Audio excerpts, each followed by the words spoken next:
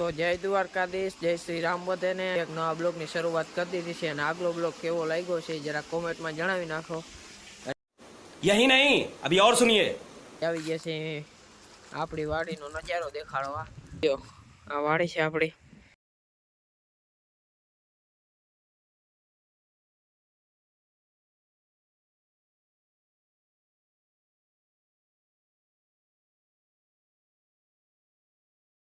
છે મિત્રો આ ભાભાની વાડી છે અહીંયા, અને અહીંયા છે દરો, અને અહીંયા છે વાય, અને કંઈક છે આવા ભાભાના વટાણા હે મિત્રો જોરદાર।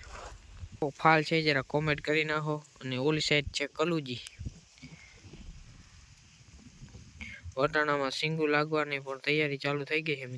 આ છે આપણા બાપાની કલુજી, જોઈ લ્યો કેવી। આ છે બાપાના ચણા, જરા કોમેન્ટ કરી નાખજો તમારા વિસ્તારમાં કેવા ચણાનું વાવેતર થયેલ છે। અહીંયા આપણે થોડુંક બકાલું છે, જેમ કે ગાજર છે, મૂરા વાવેલા છે, કાકડી છે, પછી ડુંગળીનો રોપ છે, લસણ છે।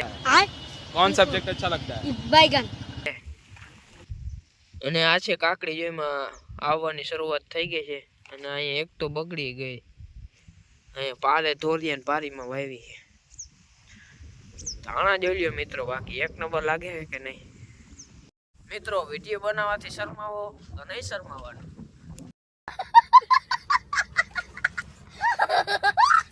આ આપણી વાડીમાં એક નાનો આમ તો બગીચો છે, જ્યાં હેરલી પપૈયા ને એવું વાવેલું છે। ફૂલ બાકાજી કે મિત્રો।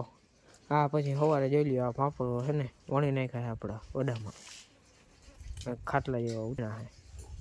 આપણે જ્યાં ત્યાં તુર વાવેલા છે, એમાંથી જો વડામાં એટલી છે ને તુરદાર કાઢી છે, અને આ આટલા ચોટલા નીકળ્યા એમાં, આખું લોહી ભરાણું છે જો તુરદાર ક્વોલિટી જો મિત્રો।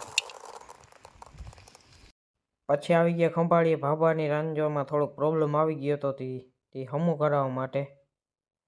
અને જોઈ લ્યો મિત્રો, નાખી આપણે સોનાનો ભાવ તો વધારે તોય સોનાની પ્લેટો નાખી હો, પછી ઉડે તો જ આ।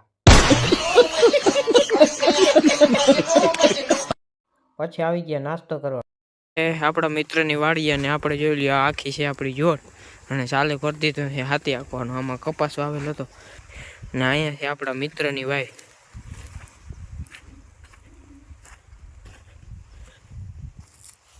આપણા બળદની જો લઈ લ્યો કેમ હાલે છે।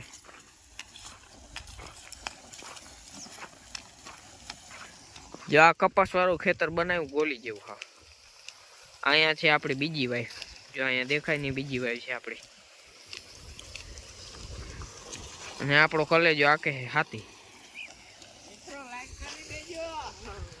લઈ લ્યો હાવ લીહું લપટ જેવું કપાસ હતો, આમાં ઉપાડી નાખ્યો હોય વીકે ગાડું માથે અટકર આવી છે 21-22 જેવી।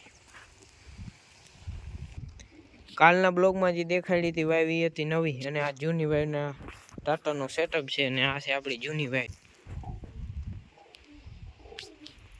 ઘણો વધારે એટલે શરૂઆત છે, એટલે મિત્રો થાય એટલે થોડુંક ઇગ્નોર કરજો।